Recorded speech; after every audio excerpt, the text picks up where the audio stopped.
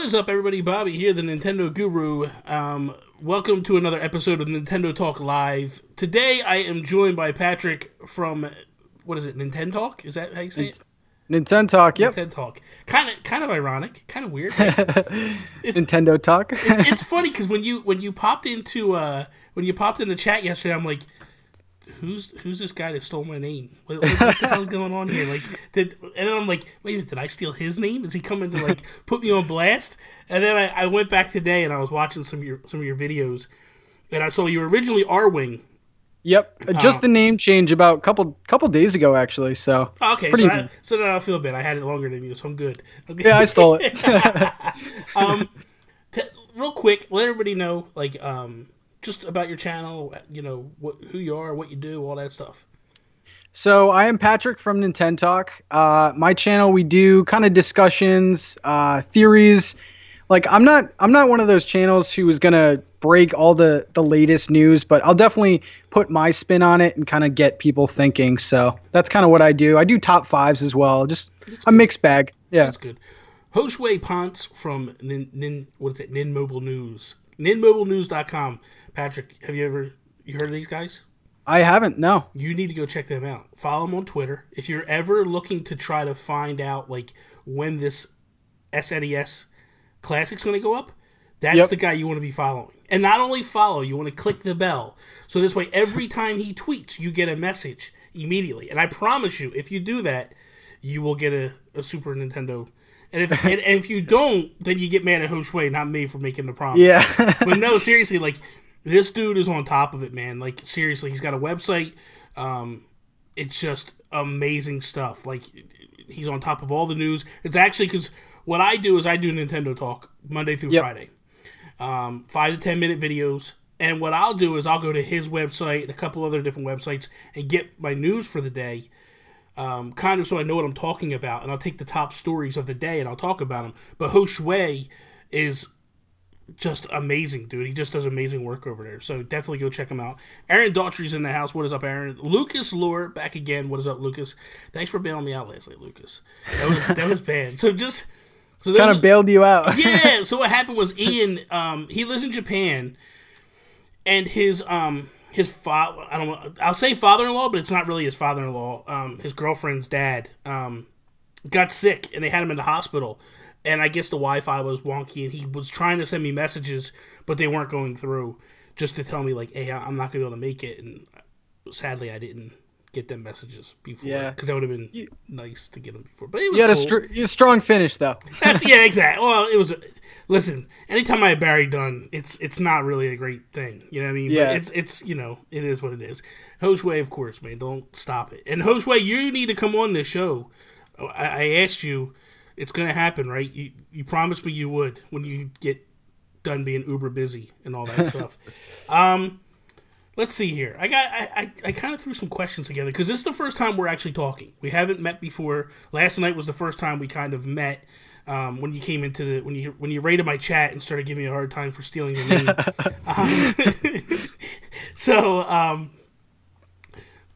Basically what I want to know before we get going, what was the first Nintendo console you ever played?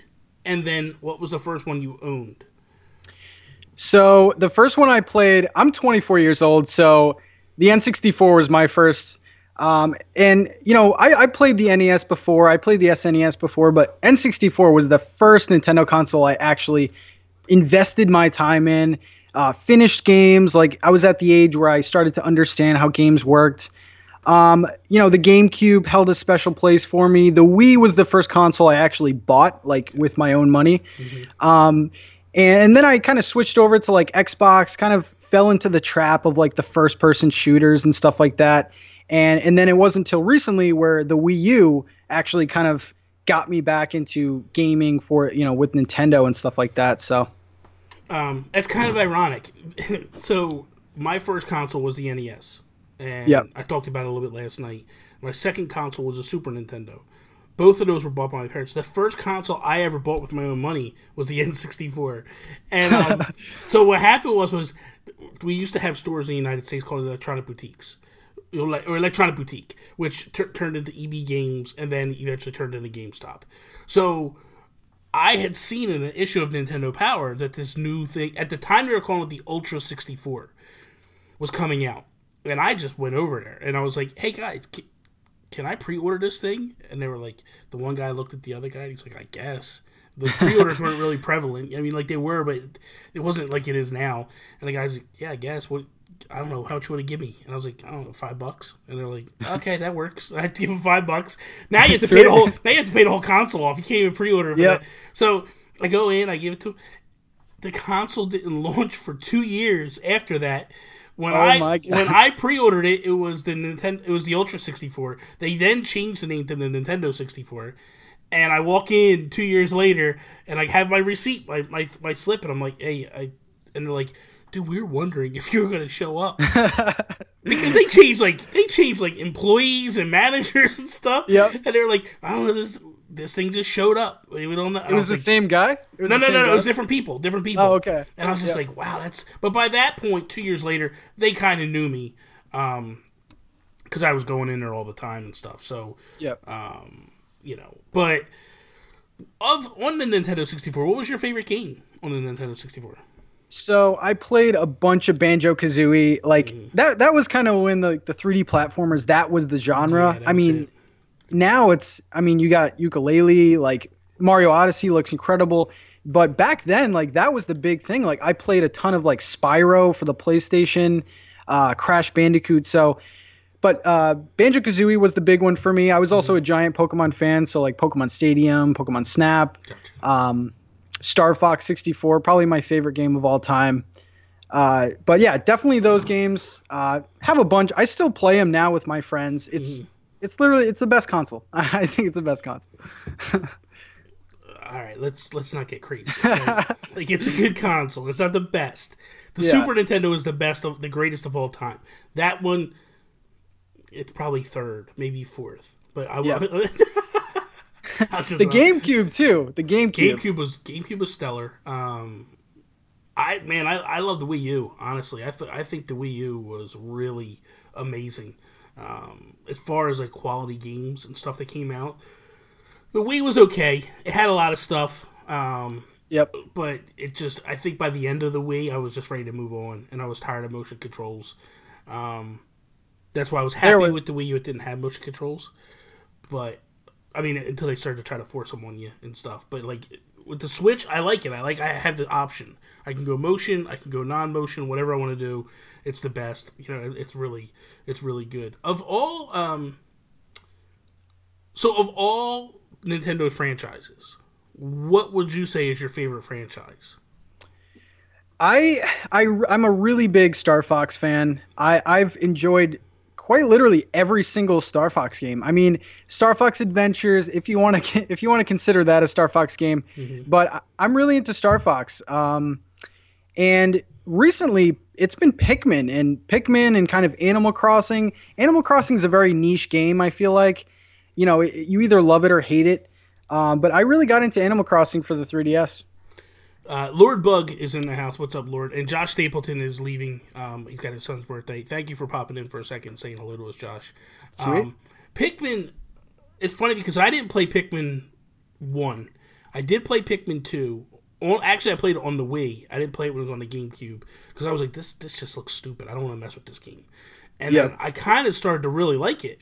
And then when it came out, Pikmin 3 came out, like, I fell in love with Pikmin 3. And I was like, man, just give me more. Like, I want the original ones. I want to try to find them and get them and play them again because they are just phenomenal. And it's just, they're small. They're not huge games. They're not massive by any stretch of the imagination. But, man, they're just, the replayability on them is really, really amazing.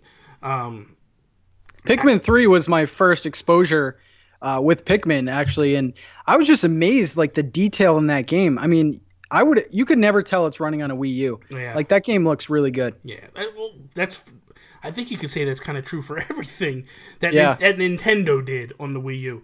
Nintendo just has an ability, and a lot of it is their art direction. They just have this ability to do stuff with their games to just make it look like this could be on every other console. Like, it's on par with every other console. Like, you look at Breath of the Wild, and that thing is just mind blowing. There's what's crazy is there's times you look at it and you go, okay, this is kind of cartoony, but then like Wind Waker-esque, and then there's times you look at it and you go, man, this scenery is just like amazing. Like it's top notch, you know. My question at this point would be, so you said Star Fox was your favorite franchise. Yep.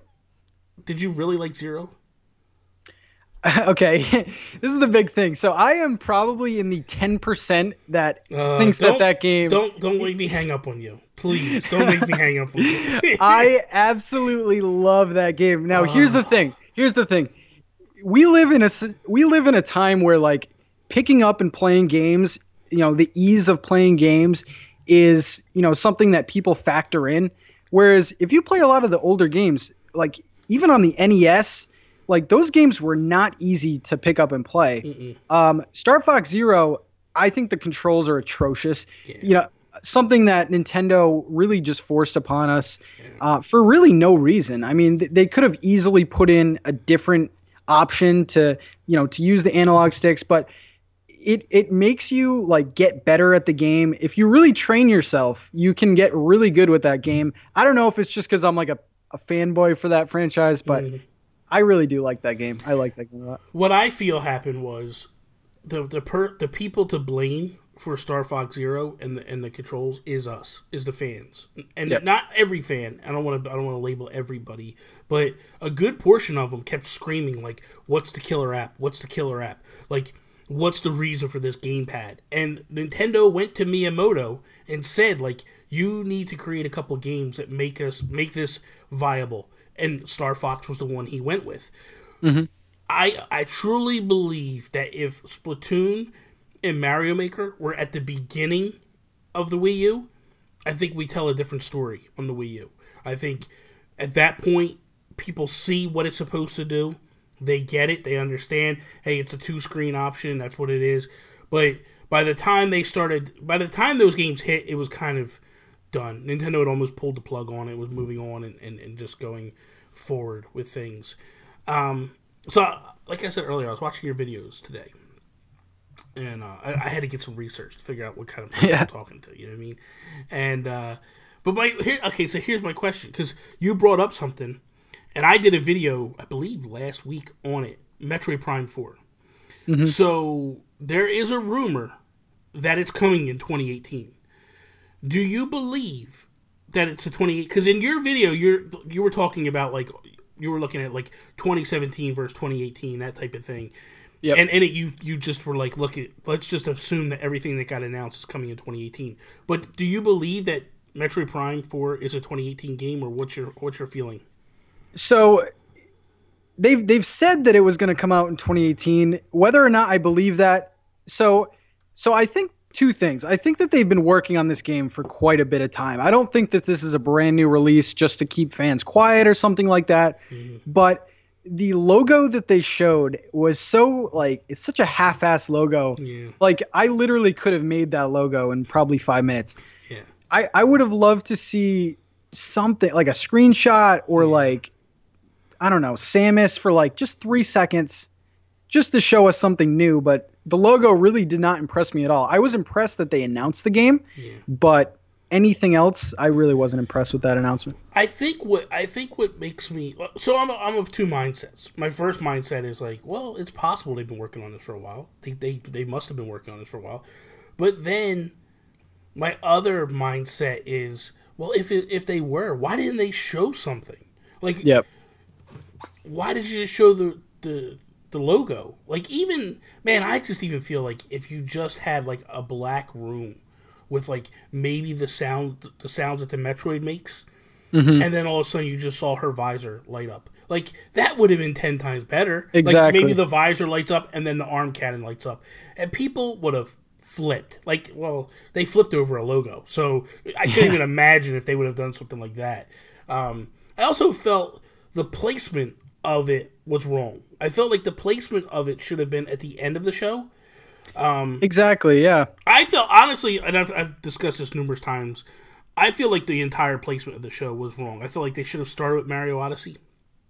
because we knew that was coming, and get that out of the way, and then finish with Metroid. And I probably would have finished the way I would have finished it. I would have finished it with Metroid. I would have also said, "Oh, one more thing," and then finalized it with Samus Returns, and then roll into your treehouse, and that's the first game they show in treehouse. That's the way I would have done it. And I don't know. I mean, they're smarter than I am, obviously. That's like, didn't they start off with like Xenoblade or something like that? Yeah, they started with Xenoblade Chronicles, and I was like, it was a very weird beginning. Yeah, that was. Well, they started off with the little montage thing, which we saw Rocket League in that montage, which was awesome. That got me excited. Then they had like Reggie and some Feng Shui like house like talking weird stuff that I didn't understand what he was talking about. It was above my pay grade, I guess, and I was just like lost. Lord Bug, you have a question for Pat. Go ahead and throw the question, and we'll get to it as we move along. Yeah, I must say one thing though, that I really like the organization of leaving all of the 3DS announcements for the treehouse, because it kind of gave some incentive to watch the treehouse. In prior years, I really did not. I really just turned it off after the main show. But this year it was actually pretty exciting. The fact that they announced that big Samus game, which I'm actually more excited for than Metroid Prime 4, because I mean, we have a logo. I'm really not excited. Yeah. But we also saw, what was it, the Mario and Luigi remake, which I thought was odd, but it was still, it don't bother. For me, I get what they're doing. They're going away from, they're going away from 3DS. It's kind of moving to all Switch all the time. I think by next year's 2018 E3 2018, there's not going to be any 3DS there at all. It's going to be strictly the Switch, which is fine. I'm good with that. I'm good with that being their only handheld, honestly. So we'll see how that kind of moves forward. So this is going to be an interesting one. He says the question is, what's the Breath of the Wild announcement? Oh yeah, so on my channel this month is going to be focused a lot on like Breath of the Wild, obviously with the DLC coming out. I have like a big product review that I'm going to be doing involving Amiibos, which I actually want to ask you a little bit later about. But yeah, I'm just going to be live streaming a lot. I kind of want to restart the game, so I thought it'd be cool to just start some live streams on the channel. Cool. Well, let's talk about Zelda a little bit then, real quick before we jump here. I'll jump way ahead in my order here. Is Zelda Game of the Year? It might be game of all time. I've really been holding off on saying that because, of course, when big games come out, we're like, oh, is this the greatest of the franchise of all time? Honestly, I've never spent so much time walking and looking at the sky in any game. It really is an amazing game. Puzzle solving. I love the way that they can just reinvent this really popular franchise in a way that it doesn't take away anything. Like I'm personally the few who don't mind that we don't have that many dungeons. Like I really like the small kind of puzzles. It's a really great game. Definitely game of the year. I mean, Odyssey looks incredible, but I mean, we don't really know too much about it yet. That's what I was gonna. That's the second part of the question. Is Odyssey? What I feel is going to happen is I feel like whatever news outlet does the thing, they're going to basically a person's going to vote Odyssey or Zelda, and I think they're going to eat into each other, and then something like Horizon or like, because that's the only thing Sony has. So if you have you go, we'll use IGN as the example, right? So IGN comes in and here's a bunch of Nintendo people that are like hyped up for Zelda and Mario, and they're voting for them, right? But then you have a Sony camp that's just like, I'm going to vote for Horizon. I'm scared to death that's going to happen. Like those two are going to eat each other's votes, and then Horizon or something else is going to rise up. But we'll see ultimately. The one thing, I had gotten to, I think, like 70 or 80 shrines prior to, like, I beat the game, got to 70 or 80 shrines, stopped playing. Friday, I got the DLC. I had already pre-ordered. I had already had the DLC. I went and I downloaded and all that and started playing. But now it's got me like flowing through. Like I'm up to 106 shrines now. So this weekend, that's all I've been doing is just taking down shrines. I went through the trial of the sword once. I'm going to go back again and do it again. I thought it was just one time. I didn't realize you could keep going back. So that's exciting for me. The one thing, though, as you were talking about earlier, like the puzzle solving. So I went into a shrine today, and it was funny. It was, you basically had to like use the controller to move, like a motion control thing. So you click this tower, and then you have 4 fans on a block, right? And then there's 4 pillars that spin, and you have to like maneuver them around, right? And then you have this giant metal block that you put on a switch, and it raises up to one level. So I see the other switch. I'm like, what the heck am I supposed to use? Now, there might be something you're supposed to use, and I have no idea. What I did was I took a bunch of my metal shields, and I piled them up on top of the switch, and it dropped it. And I was like, there it goes. And I just ran on. I was like, it's crazy. It's incredible. It's stuff, like when you do that stuff, it feels like this is cheating. Like, I'm cheating the system, but the system is in place. So it's like, it's almost like when you're, like, today... Another thing, like I was trying to find a shrine, and Cass had like played his song or whatever and told me about this mountain. There's all this like it's all this thunder and lightning around me, and I climbed to the top of the mountain. I laid a sword down on top of it, and I backed up, and then the lightning hit the sword and blew up the mountain, and the shrine came up from underneath, and I was like, dude, this is madness. Like, this is insane. The stuff that they let you do in this.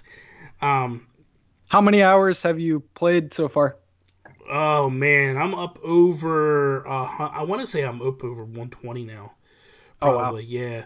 I put a lot of time in. I had almost 100 hours just when I beat the game. Because when I first started, I just explored. It's my first true open world game.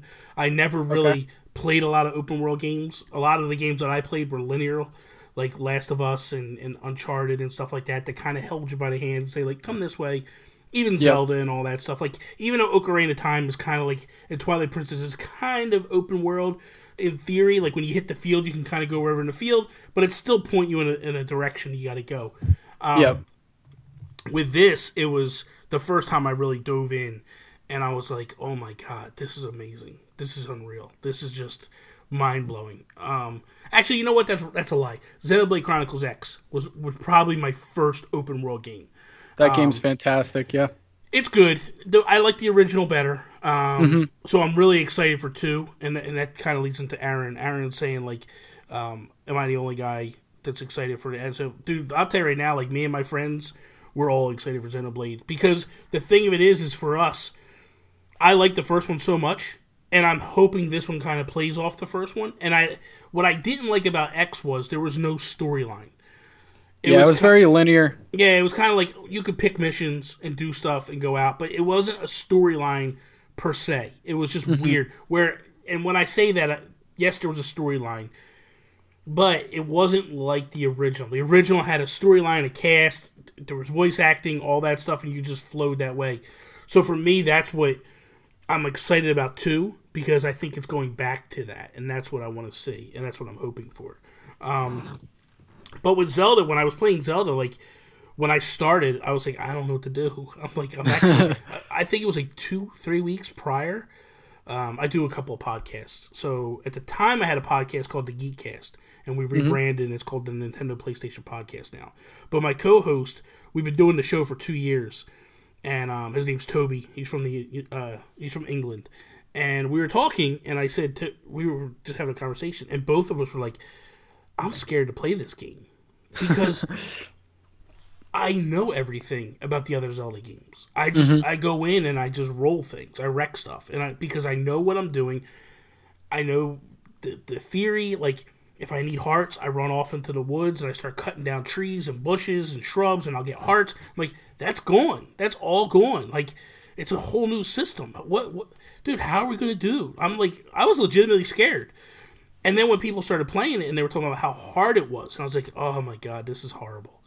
This is going to be the worst ever.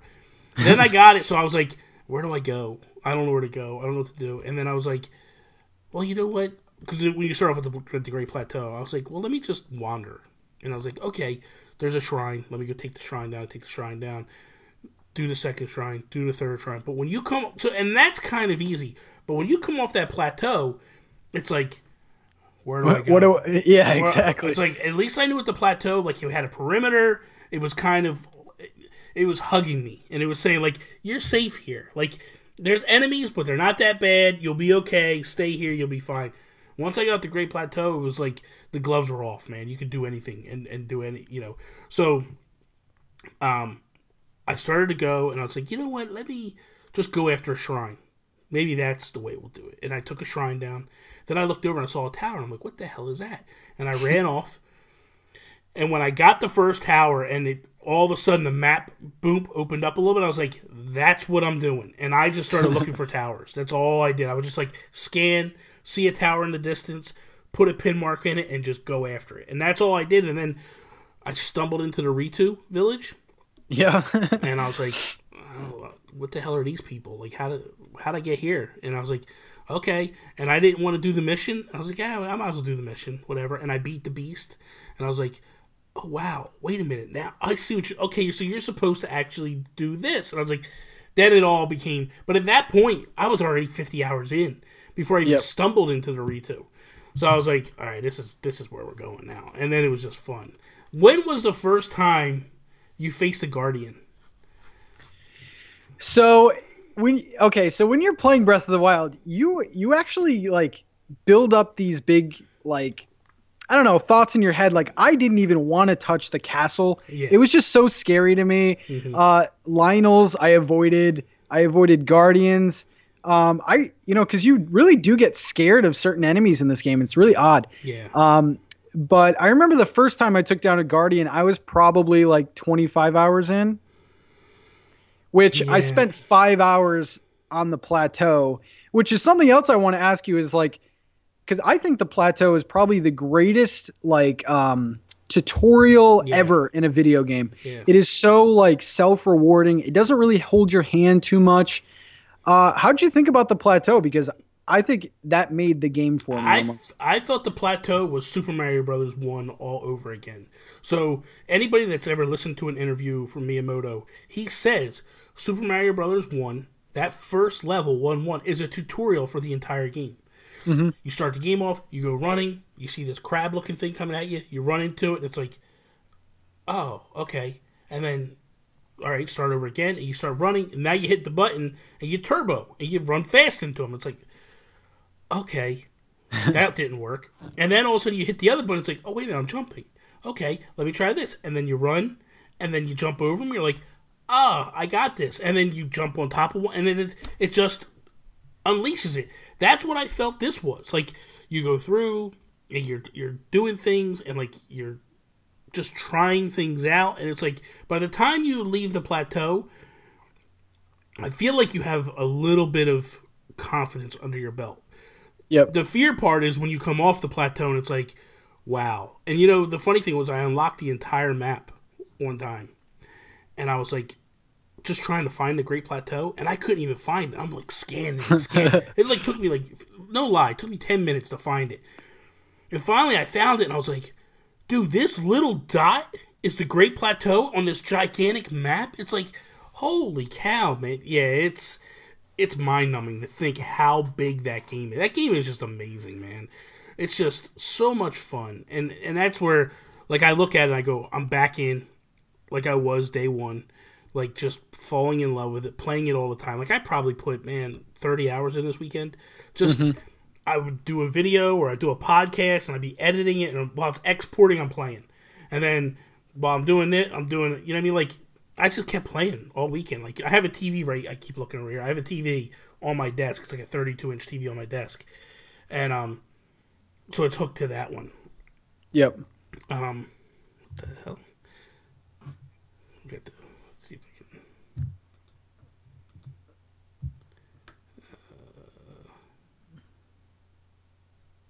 There we go. Let's see where we're at here with my questions here. So we're gonna go back a little bit. What do you feel is Nintendo's next game to be announced to hit the Switch? Now, and I'm talking about anything. I don't want to talk about anything that's already been announced. But what do you feel like we're going to get a surprise direct or something? And then what will be the next game that you feel they're going to announce? So I think for the rest of this year, it's pretty much. I mean, there's been this big rumor that there's gonna, 2017 still not over. It's very hard to believe because every single month we have a major game. Yeah. So I don't really know where that game would fit in. I think the next major game to come out would probably be spring, like sometime Breath of the Wild, maybe February. I think the next game is gonna be Pikmin. That we haven't. Yeah, I mean, I think that game is done or has been done for a while. Yeah. So that I would bet on that. I think you know what? I can't really argue that point. That's a solid pick. There was rumors, and even Miyamoto did talk about it a little bit, and he kind of just pulled away from it. And what he said was, "I'm not allowed to talk about it. Like I was told not to talk about it. I'll get in trouble." So it tells me that like you got some stuff going on, and there's more going on than he's saying, and then Nintendo's saying. So I wouldn't be surprised if that was the case. If we do have Pikmin, I think the next one's going to be Smash. I think they're just going to blow it out the water and surprise everybody with it. I think they've been working on it. Not that you really have to do much to work on it, but I think they're trying to get everything together, like what it's going to be bundled together, what's going to go on there. And I think they're also going to hit us with a couple of extra characters just to be like, hey guys, this is your reason to buy it. Like, here's some more people that, because we all voted on characters. Yep. And it was a long process, and then they gave us one character out of that. Who do you want to see? Like, if they bring a character, like... So you think they're going to go deluxe route rather than a whole new? Yeah, I think they'll go deluxe route now, and then they'll start working on something for later. I don't think they'll make people... I think they want to get people... The Smash community is very rabid, and this Smash Deluxe or this Smash 4 was a popular game, had the biggest lineup of characters ever. So I could totally see them doing that now, and then in the process working on 5 for later from the Switch's life. Yep. So I definitely think, there was some rumors or something about the Ice Climbers being like made but not put in the game or something like that. They couldn't get the Ice Climbers to work on the 3DS. Was the problem. Oh, okay. So I think they're probably a lock. I think the Inklings, that's kind of obvious. Yeah, it's going to be interesting to see if they put any kind of ARMS characters in because that would be definite. I would think. I think I'm praying if they do it, I'll buy the game. This is the only way I'm going to say right now. This is the only way I buy a deluxe version is if Shovel Knight gets put in it. If they go, here's Shovel Knight, I'm going to be like, I'm lying. I'm going to buy the game no matter what. But I'm just saying, like, that'll be the one that'll be like, day one purchase, done, going to buy it. Yep. But I think, Aaron... Shantae would be a pretty cool one. Shantae's a big one. Aaron, let me ask you a question while we're discussing. Why do you think they're not going to do a Smash Deluxe? Just throw that out there and, see what you think. I think Shantae would be a good one. Definitely, she'd be a good one. While we're there in that little realm, indie games. What do you think? What's your feeling on indie games, and do you play them? Do you? I do. So I play Shantae. Is I don't have a lot of indie games. Like I have Shantae, Snake Pass, and I have Shovel Knight. Those are kind of really the big ones to own. I feel like anyway. I'm really looking forward to Yooka-Laylee. I know it's been terrible as far as reviews, but the big patch is coming out or has already come out. So that will be a pretty cool game. But almost like 2017, it's kind of weird because indie games have kind of replaced third-party games pretty much on the Switch. Pretty much. But there's a ton of sleepers on the eShop. I just like going on there and looking at trailers and gameplay and stuff like that. There's a lot of cool games on there. Did you dive into indies on the Wii U, or did you strictly go Nintendo? Yes, Wii U, Switch. I mean, the Switch, like when it first came out, there really wasn't a lot to play at all. So it was kind of like, okay, I guess I'll try. I guess I'll pick up Shovel Knight again. Shantae. I'm a big fan of Shantae. couple games back, but it was really because of the lack of games available that really got me into indie games. Like I never played Rocket League, so I'm really excited for that to come out. That's a good game. Rocket League is a good game. Yep. Games that should be on your radar as far as indies go. You should be checking out SteamWorld Dig 2. If you didn't play Dig 1, I highly recommend playing Dig 1. Also, another game that Image and Forum did, SteamWorld Heist. That's another one you should get. Flipping Death, when that hits. That's from... I did. Yeah, I heard about that. That's going to be a massive game. Ukulele, that's kind of got me a little nervous, just because it came out to mixed reviews across the board. And I'm also a little annoyed the fact that it's like, man, where is it? You know what I mean? Like, you were making it for the Wii U, and then you put it out on all the other consoles, and now we're sitting here waiting for it. And it's like, just put it out already. Come on, man. Stop this nonsense. But I did hear it kind of went into testing. Like, Nintendo went in, like they submitted it to Nintendo. So we should hopefully get it pretty soon. Probably in a couple of months or so. So we'll see. You know, Stardew Valley is supposed to be a big one. So they have a lot of good stuff coming. Mighty Gunvolt Blast on the Switch. That is a really good game, man. I heard good things, yeah. Oh, man, if you like Mega Man, it's total Mega Man. Like, it is amazing. It's really, really good. So, I have, like, man, I probably got, like, 25 games on my Switch. Like, I buy a game, like, almost every single week.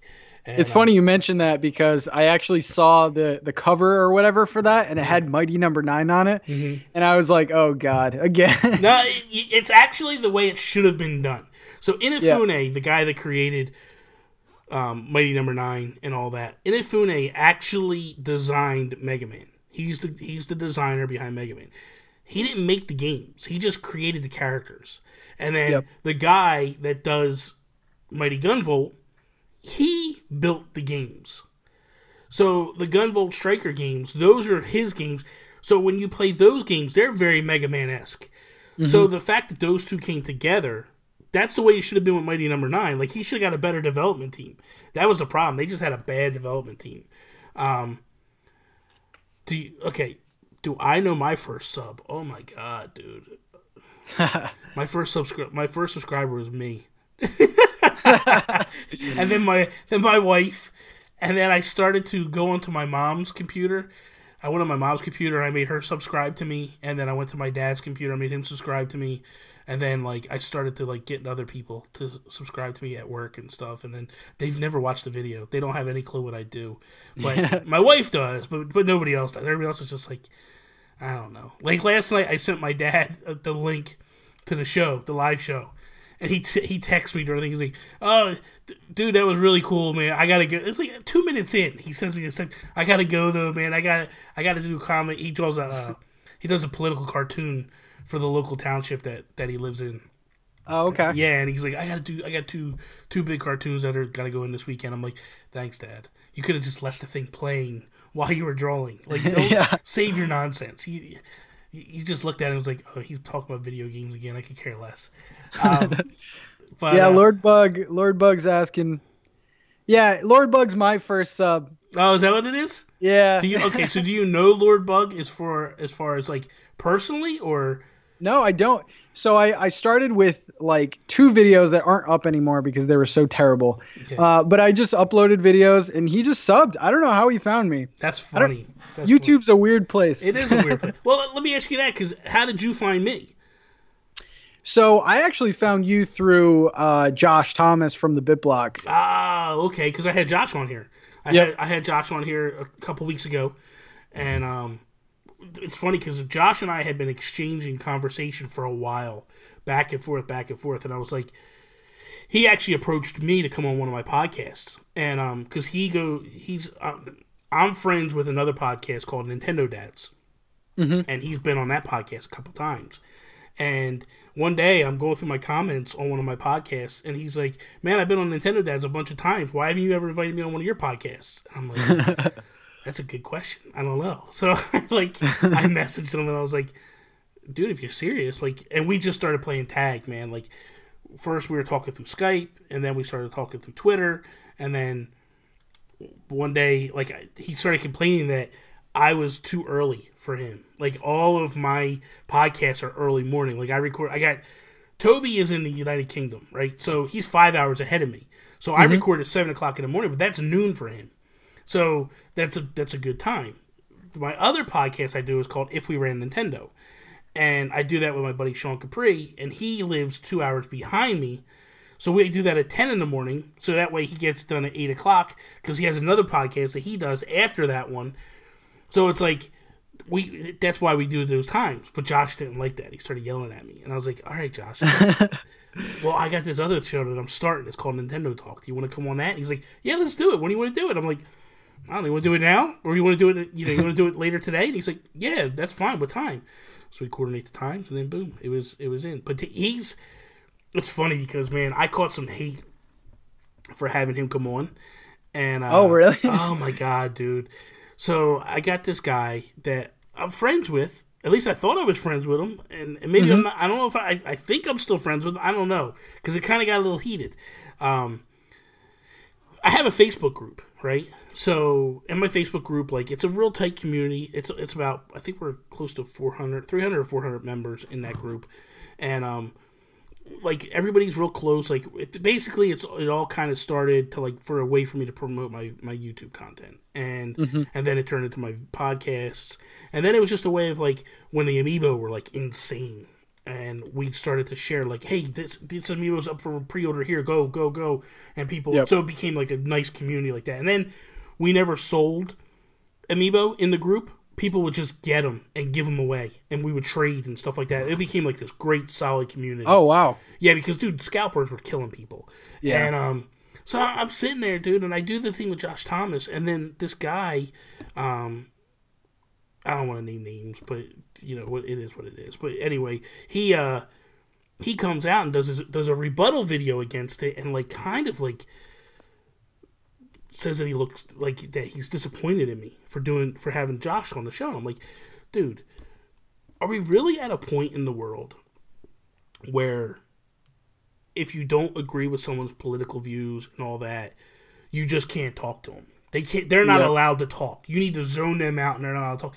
You need both sides to talk, and you don't have to agree with people. But at the end of the day, like, we live at least in the United States. This guy is from Australia, so that might zone into who it is. But at least in the United States, there's freedom of speech. So you don't have to like what people say. You don't have to condone it. You don't have to. But for me to have him on my show and me to consider Josh a friend, it doesn't mean that, like, I have a lot of friends that I don't believe in everything they believe in. Like, my mom and dad, you know what I mean? Like, there's stuff that they believe in, and I'm like, you're nuts. You know what I mean? Like, you're crazy. Like, both my parents. So, my mom is Christian, goes to church every weekend, every Sunday. My dad's atheist. And I'm in the middle. You know what I mean? Like, I don't have that extreme, like, go to church every week and all, like my mom, but I also don't think that nothing exists. That doesn't make me not, like, when they start talking to me about it, I'm like, no, you stop talking. I don't want to hear what you got to say. Yeah, exactly. I let them talk, and you say, that's, it is what it is. But, like, Lord Bug asking a question, which type of YouTubers do you watch? I will say this. I am now a fan of NintenTalk. Like, I subscribed. Yes. I've been watching. Seriously, dude. Like, and I tweeted earlier, like, if you're not subscribed to this guy, you need to subscribe. Like, seriously. If you subscribe to me and you like what I'm doing, you'll like what he's doing. Go check it out. Give him support. This Patrick he's down to earth, dude, man. He's really good. Besides that, I do watch the BitBlock. I love what Josh does. I love his make-believe series. Me and my wife got into him because of Animal Crossing. His diaries and stuff, they were so hilarious. I love that stuff when he would, like, go to people's different houses or their towns and walk around and, like, make fun of their towns, or just, like, he would go to, like, I think the best episode I ever saw was, like, he went to a town that was, like, kind of Disney princess themed. And he's a big Disney fan, so he's, like, freaking out about all this stuff, and it was really cool. I watch PewDiePie. I actually love PewDiePie, and a lot of people don't get him. I feel like I started watching PewDiePie, because I feel like this: if you're going to be a YouTuber, you need to watch the best. PewDiePie is the best that YouTube has right now. Like, has the most subscribers, has the most views, all that stuff. Like, he's crushing it every single day with what he does. So I look at him and I go, what's he doing? Why is he where he is? And so I look at it and I go, I like to analyze people and see why people do what they do.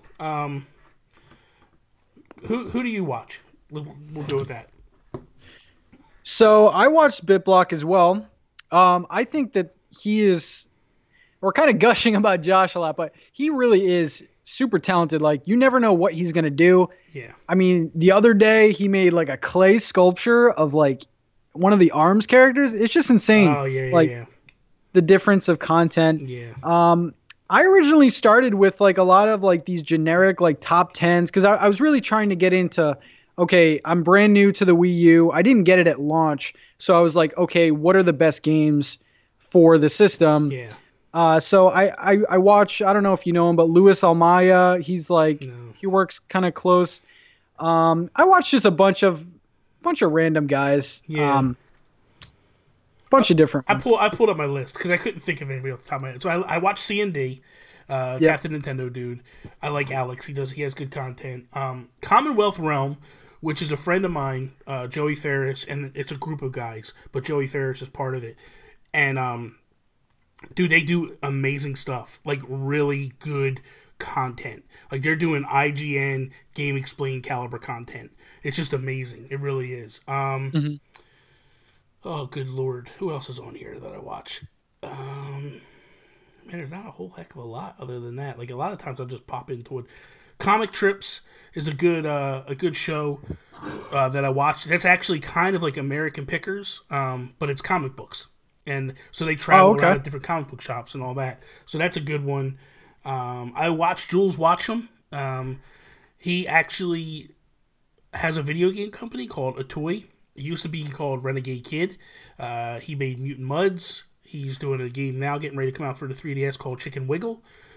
He doesn't update the way he used to update, but he used to update all the time, and he's kind of backed off that a little bit. Watch a little bit of the Kind of Funny guys. Not really huge into them. I listen to their podcast more than watch their content. I think that's pretty much it. Trying to think. Nintendo Wire, I do watch their stuff when it comes up. How do you feel about the I feel like they're hit and miss for me now, but Game Explain, how do you feel about Game Explain? Game Explain, I don't watch at all. I can't watch a video that's 2 hours long based upon a 30-minute trailer, and it drives me up the wall. Yeah. They don't get me wrong. They do amazing stuff. I just can't get into it. It's just not my cup of tea. You know what I mean? Like, it's a lot of rumors. I do say that another channel kind of comparable to them that I really do enjoy is Switch Force. They're kind of like a newer channel. Yeah. They do have kind of like a nice camaraderie there. It's pretty entertaining. I don't really like to watch like all the news stuff. Like that's why I have Twitter personally, but and I saw Hoshui's name pop up again. But the reason why I want to go into this, there's a couple of YouTubers that he turned me on to because he talks to him all the time and he'll promote them and all that stuff. But there's a dude named Flip.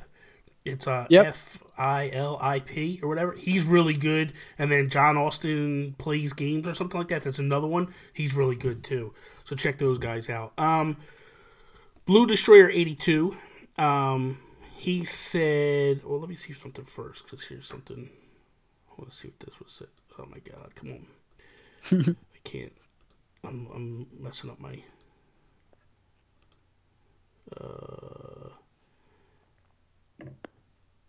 Okay.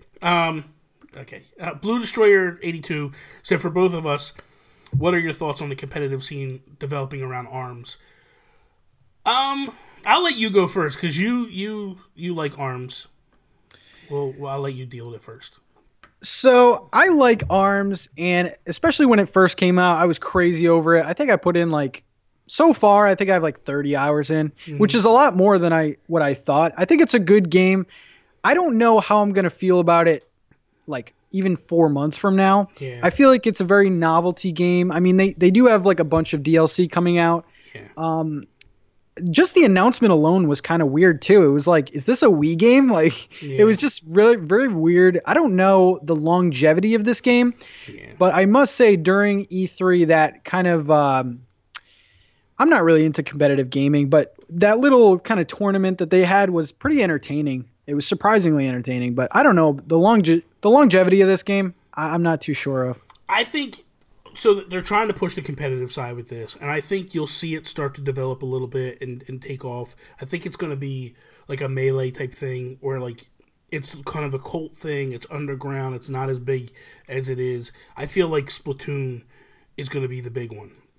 Mm-hmm. I feel like Splatoon is going to like really take off and be the push for the competitive scene, as well as Smash. Smash will always be. I think they're trying to push Pokken Tournament as well.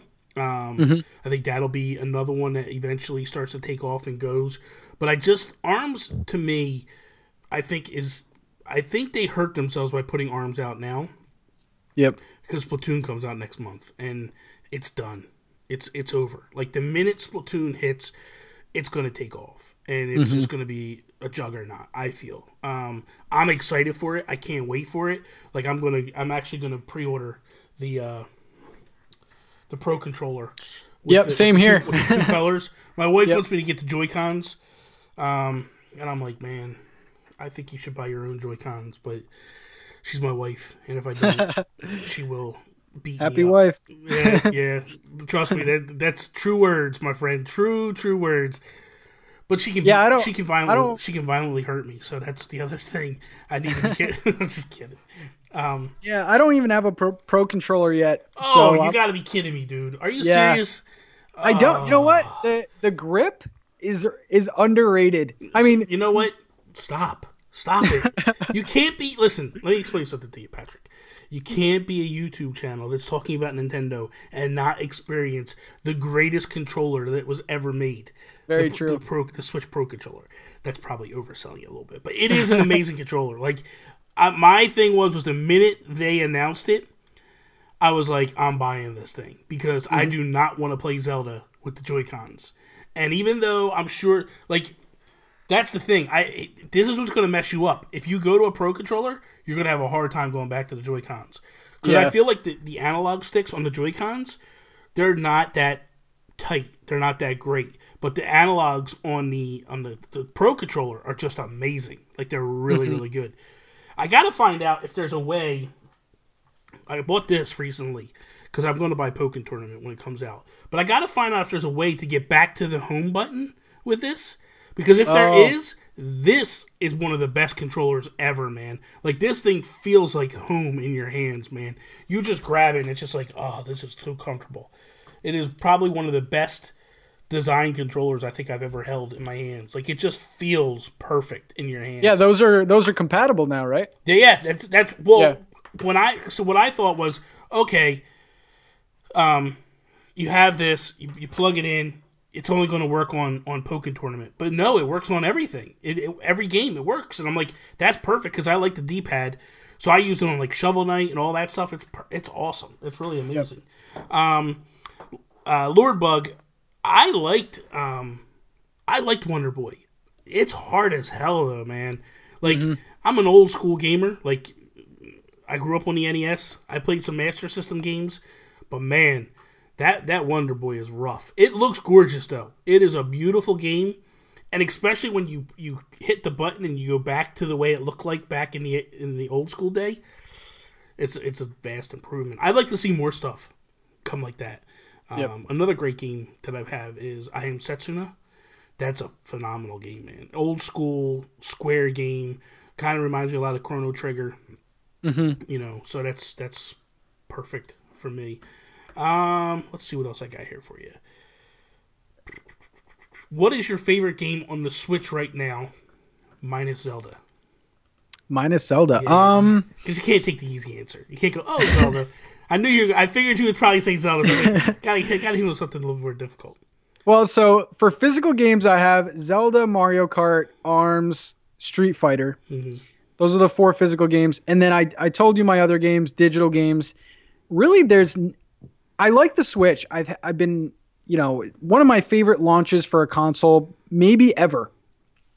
but I don't know. There's really not too much that I'm grasping onto. I mean, Arms is it's very fun, but I mean that game just came out. So I don't know. I'm kind of waiting for the next Zelda experience, to be completely honest. Like Yeah, there's some games that are holding me over.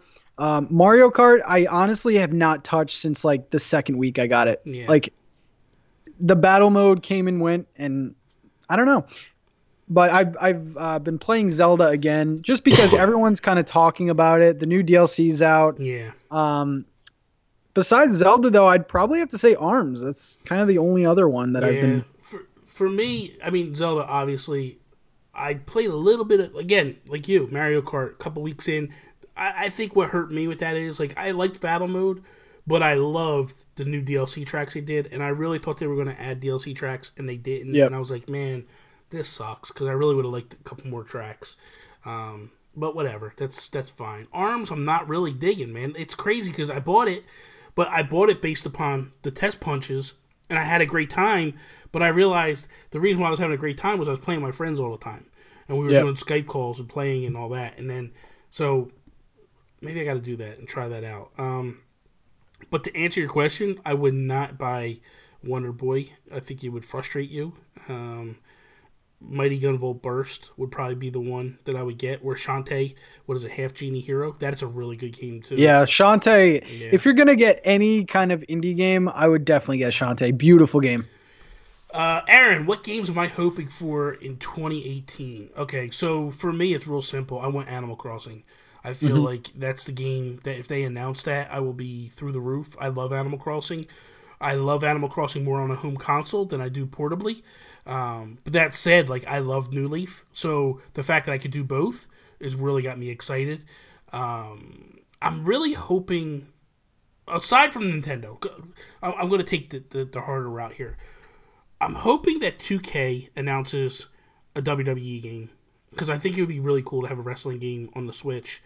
I'm hoping that From Software, who did like Bloodborne and Dark Souls series, announces something soon that's coming to the Switch.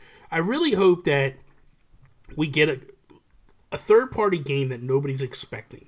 That just gets announced and goes. You know what I mean? Like, I'm really hoping for that. Like, I was happy for Mario Rabbids because I like that style game. Like, that XCOM, like the Final Fantasy, or not Final Fantasy, the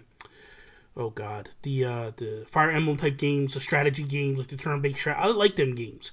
So for me to hear that, I was like, yeah, that's awesome. You know what I mean? Like, so I just want something from third parties that nobody sees coming. Like, I'm happy for FIFA. I'm going to buy it. I'd like to hear them announce Fallout 4 coming for Switch. I know a lot of people that's not a popular choice, but I would love to try it on the Switch. My wife platinumed it on the PS4, so I know she would love to have it on the Switch as well, so that way she could take it around and stuff. I'm also hoping that we hear that Square brings Final Fantasy VII Remake to the Switch. I feel that the minute that they announced that it was going to be broken up into 3 parts, that helps Nintendo. Because it's not this massive game anymore. It's broken up into 3 parts. Which ultimately, at first I thought to myself, like, this is stupid. Why would you break it up into 3 parts? And then I realized the original game was 3 discs. So that's basically what they're doing. Like, they're doing the first disc, the second disc, the third disc. So that would be cool. I'm hoping Dragon Quest 11 gets announced to come to... I know it's coming to the 3DS. I'm hoping it comes to Switch, which they've already talked about possibly. But I'm just hoping it comes to the US. But the game, if they announce this, you will hear me screaming from wherever you live in the world, is Dragon Quest Builders. I enjoy Minecraft. Dragon Quest Builders was like Minecraft on steroids. So it was, they actually gave you quests to do and things to actually do. It wasn't just go build. You know, the building aspect or the mining aspect wasn't really great compared to Minecraft. It was actually kind of garbage. But the fact that, like, you're quest building, like, you go in and they tell you, like, go build me this and this. And then you build it and you level up. You level up based upon your building, not based upon your attacking. Like, you're fighting enemies as well. But you're not leveling up that way. You're building experience based upon what you build. So I would love for that game to come. But let me throw that to you. Like, what game are you really hoping for in 2018? So I'm gonna have to agree on Animal Crossing. I think that I'm shocked that it didn't get announced. It doesn't really. I don't think it really shows well though, so it wouldn't kind Yeah, of make sense to put in a montage. yeah. Um, I'm really hoping for like a classic Mario Party game though. I'm a huge fan of Mario Party. It would make sense on the Switch. They're putting a lot of multiplayer games out there. Yeah. Um, I would like to see a Mario sports game as well. Yeah, I would like Mario Golf. Mario Yep. Mario Golf would be awesome. Austin, welcome to the party. How you doing, buddy? That would be great for me. Aaron, Mother 3. If they announce that, man, please, Lord, please, baby Jesus, make it happen, man. That's just. I'm tired of asking for it though, so I'm not. I'm done. Like if right behind me here, they're my only. I have these two still in package. It's Ness and Lucas.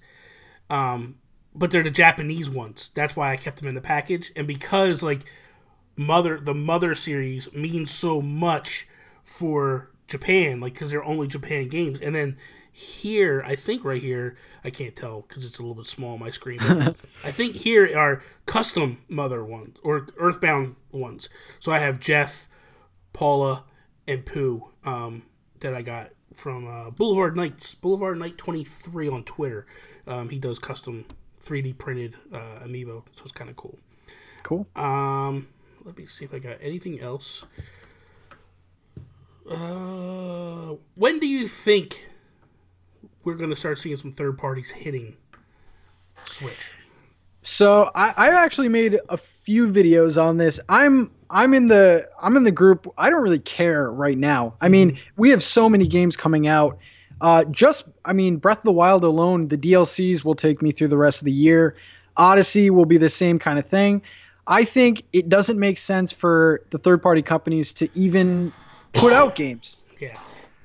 The install base is way too low.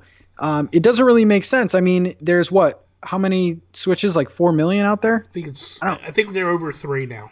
Yeah. Sold. Officially sold. Yeah.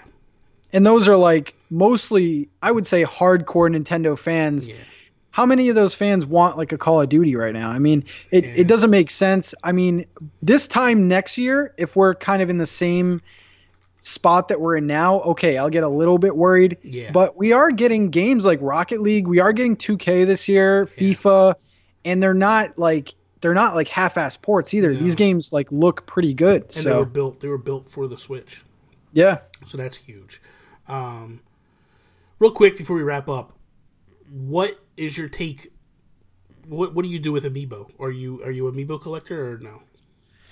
So that's actually good that you brought that up. I do have a few. I bought the Amiibos for Star Fox Zero. I don't want to bring it up again, but Fox, Falco. I have one Breath of the Wild Amiibo, and that's the Link Archer. Mm-hmm. I actually just ordered. I don't know how you feel about this. This is something I wanted to ask you before, but I just ordered online because I saw a video about it. Was those Amiibo cards, and yeah, they're not Nintendo licensed. They scan in as regular Amiibos. It's literally like 15 or so Breath of the Wild like Zelda Amiibos for like, I don't know, like $10 or something. I don't know how I feel about it, but Nintendo has made it to this point where we have to do things like this because I can't go to the store and get the products that I want. Like, I wasn't able to buy the yellow Joy-Cons. Yeah. I wanted them. So it's kind of come to this point where I have to do this. I don't want to do this, but I also want the content that... So, first off, again, go to Twitter, everybody, right now. Follow Nin Mobile News. Click the bell. Anytime you need anything. Those yellow Joy-Cons, he announced when they went up. And, like, he is on top of all... I don't know how Hoshway does it. Like, I think he has, like, someone that worked for all these companies and tweets him 2 minutes before it goes live. It's insane. That said, I collect Amiibo, as you can see behind me. Mm-hmm. I've got 2 cases over there. I've got glass cases over here filled with them. I got some back over there. I have a shelf with all my Zelda ones over here. I love Amiibo. To me, I view them as little statues. I don't care what the content is. Mm-hmm. So, to me, it's a matter of I have these cool little statues of these cool Nintendo characters that I've wanted all my life. They're quasi affordable. What doesn't make them affordable is when they put out 10 or 12 at one clip, which drives me up the wall, but whatever. I own at this point right now, I own every Amiibo except for 2. Wow. The only 2 that I'm missing is Box Boy, which was a Japan exclusive, and the Twilight Princess Amiibo that just came out of Link. But every other one I have, and all the next waves that are coming, I've already got them pre-ordered. I even have the Monster Hunter Stories ones that are Japanese exclusive. I imported all those. So I will eventually get Box Boy, and I will eventually get the Twilight Princess one. I don't even think about it. It's just like, I know I'll get it. I'm not worried about it. I'm not going to freak out about it. I'll find a way. That's just my mental thinking is like, it's probably not sane, you know what I mean? But whatever. So for me, it's just like the way I view it is this: what content comes in the game is gravy for me. So I don't care about the content. You know what I mean? Like, it doesn't matter to me. Like, did I use it in Breath of the Wild? In the beginning, I used a couple, and I was just like, yeah, you know what? This kind of feels like cheating. I'll wait until I beat the game, and then I'll start scanning in. Because it just gave you so much meat and so many weapons and all that. And I was like, yeah, I don't want to do this just yet. I want to just play the game naturally.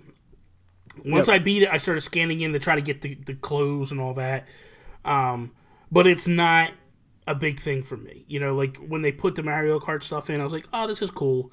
But to me, it's more of a pain in the ass to scan them in than it is to do anything. So to me, it's just like, they're on the shelf. They look cool. It is what it is. That's the way. And I'm actually a bigger fan of like the custom scene and the custom Amiibo. There's just some amazing artists out there. They just do phenomenal work. The biggest has gone to Chris. But I don't even have one of her Amiibo. I got to get one. I've been saying that forever. But she's my top 5. Like when I look, I got Evolos. That's a Pikachu there. I have a SteamWorld Dig Rusty that I had custom made for that. I've got the villager, the girl villager with the pink hair. I got that's custom made. They're definitely awesome. Xanarkin Sky did that one, so yeah. They're definitely awesome, but like just like the NES Classic, like we live in the age where we have to pre-order every single thing, and I miss just going into the store and being like, oh, they have this here. Yeah. Where now it's like, I don't even expect to see anything. Yeah. I mean, I didn't even see any yellow Joy-Cons in the stores at all. I never even saw any. The only ones that I saw of Joy-Cons in the store was the red and the blue, but they were the flips, the opposite of what actually came with the limited edition one. So I was like, I'm not buying them. I want to buy. So I've never seen the solid blue. I've never seen the red. I've never seen the yellow in stores. It just, I mean, part of it is Nintendo's a very conservative company. I don't understand why, but they are. Because here's the thing: for every NES Classic they sell, and I won't even go that route. And for every, Smash Amiibo they sell, there's Animal Crossing ones that are sitting in stores that are $1. You know what I mean? So that's the problem. Like when the Smash Amiibo come out, it's crushing everybody. They fix it by the time Animal Crossing comes out, and now they can't move any. So now the stores are like, yeah, we don't know we want this many Amiibo. Let's scale it back a little bit. They scale it back, and they scale it back on a Zelda series that they should have. They should have cut it back on Zelda. Like, that's a huge series. So it's just like, and don't get me wrong, Animal Crossing was a huge series, but the difference is you didn't have Breath of the Wild pushing Animal Crossing Amiibo. You had Amiibo Festival, which was a trash game. Like if they would have done the update that they gave to New Leaf and then launched those, then they would have sold like crazy, I feel. But they just timed it wrong, And for like every, you got a NES Classic that just blew. The problem with the NES Classic, and this is what I feel, this is my problem with the NES Classic, is they've basically validated every scalper out there. And what I mean by that is, by them canceling those, now when the SNES comes out, and if you don't get it, right, people are going to be like, oh, wait a minute, I'll just go to a scalper. I'll pay $200 for it, and you know what? I'll get it now and be done with it. Meanwhile, they might actually put out more of those than they did of the NES. And I think they're going to put out more than they did with the NES Classic. But they totally missed the mark with this. They thought, and I get their thinking. So their thinking was you and me, we're not going to buy that. I own Mario. I own Mario, like Mario 1, 2, and 3 on my 3DS, on my Wii U, on my Wii. You know, I'm not going to buy that again. That's what they're thinking. Why is he going to buy that? It makes no sense for him to buy it. He probably owns all those games. We want the guy that used to have an NES that's walking, or the wife that walks into a Best Buy and sees it and goes, oh, my husband used to have an NES. I'm going to buy it for Christmas for him. Yep. They didn't think that the collectors would go hog wild for it and totally eat it up. I hope they learned their lesson. Now, they're saying they did. I guess we'll find out. But that's the biggest problem, because the NES Classic and even the SNES Classic, those were made, like you said, for older, I grew up with this when Nintendo is like the hottest thing right now. Yeah. Whereas like they weren't expecting a guy like me to pick them up, which I picked up 2, by the way. I was fortunate enough to get 2 NES. I gave one to my little brother or something like that. But they kind of got the market wrong. Yeah. And I think that with the Switch, they're kind of, all of the marketing, it's like 20-year-olds and like 30-year-olds, people on the go. They better come out with more of these SNES, because the 2 NESs that I got were both off of people. So yeah, and the thing of it is like I hardly play my NES. Yeah. I actually went out and bought a Retron HD. Here's the controller for it. It looks very similar to an NES. The difference is the bevel on the corners, which actually and there's bevels on the back of it, if you can see.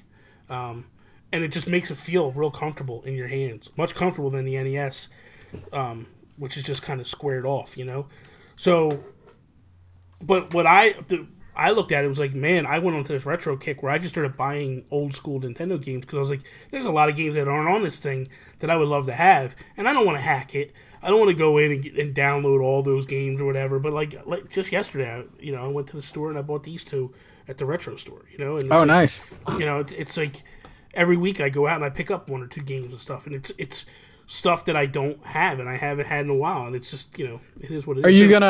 Are you gonna pick up the SNES Classic? So, full disclosure, I think I already have one. My buddy in the UK is picking one up.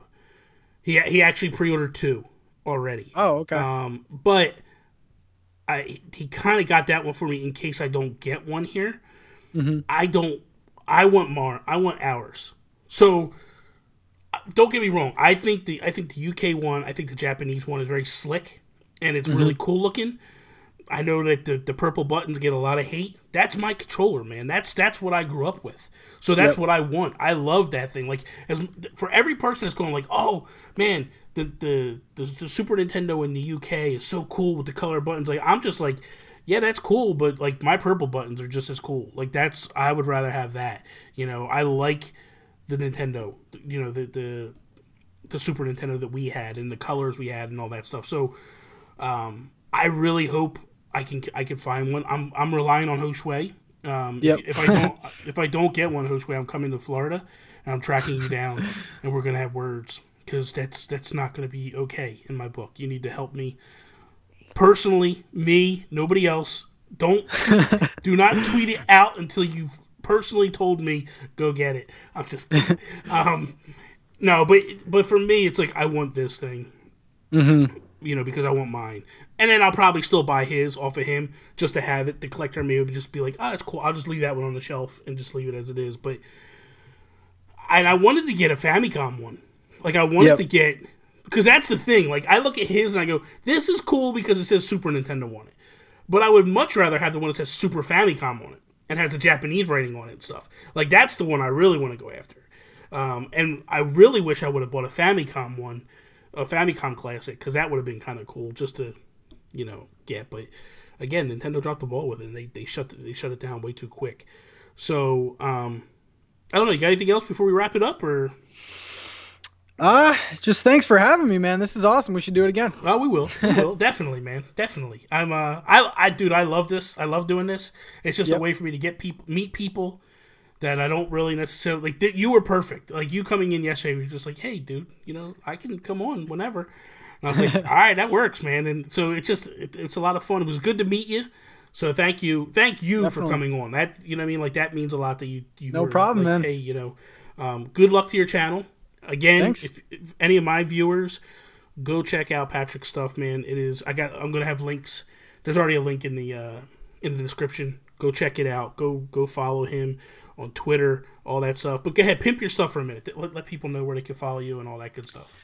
Yeah, so my channel is NintenTalk on YouTube. On Twitter, it's R-Wing Attack. I'm going to keep it that way. I'm not going to switch it. Yeah, those are my only two things that I'm on, really. So if you want to follow me, that'd be cool. It'd be awesome. So that is all. Thank you guys, seriously, for coming in, spending time with us. We appreciate you guys. Lord Bug, you're a mess. You make me. I was laughing 90% of the time. The stuff, I'm like, this guy is crazy. You're cool, dude. I like you. Let me try and say it because it's his birthday. Let's Okay. see. Je suis un fan de Nintendo. No idea. That's not what he wanted you to say. That's not what he wanted you to say. He wanted you to say the other thing. Go up, scroll up a little bit. It's a little bit before that. I don't know how to say the M word. I guess it'd be like Mueller. Mueller. Je suis Mario Kebab Card J.A. Lordbug. There you go. We'll go with that. There you go. Good. Aaron, it was good to see you, man. Thank you for coming out. And look at Nintendo Impact Game. Now you show up. Barry? What would you have done if Patrick didn't show up? You come at the end of the show, man. You're supposed to be here at the beginning, man. You swore that you'd be here at the beginning to help me out. I don't care that it's midnight in Ireland. That's not an excuse at all. No excuse. Variento, man, thank you so much. You've been coming to these chats, and you've also been commenting on my videos and stuff. Like, I appreciate that. Like, thank you so much. I know you're a new subscriber and all that stuff, so I appreciate it. And so that is all. Thank you guys for watching. You can follow me Instagram, Twitter at Nintendo Gurus. That's it. See me later. Thanks, guys.